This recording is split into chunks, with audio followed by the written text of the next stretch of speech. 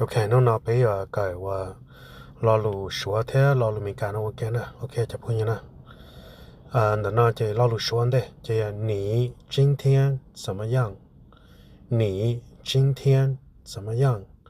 你今天怎么样？这米嘎这猜到的 How are you today? How are you today? How are you today?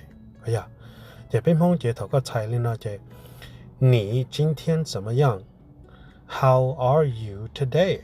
哎呀，你猜到的弄那个鸟里家了，哎呀，弄那个鸟里家了，弄那个鸟里家了，你要个今天弄那怎么样？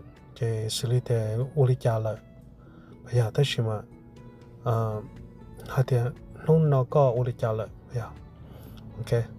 这个了弄那个鸟里家了，这里面讲的 How are you today? How are you today? 这你猜到 How 这是里的我里家了，这 Are you 这一个，这 Today 这弄那，这 How are you today?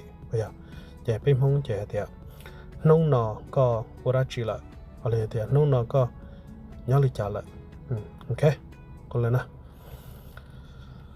OK， 这老罗等等呢，这菜目，因为这条，鲁说这条你在哪儿？你在哪儿？你在哪儿？这鲁米加条 Where are you? Where are you? Where are you? 哎呀，这乒乓这你在哪儿？thế我 Where are you? 这猜到的个。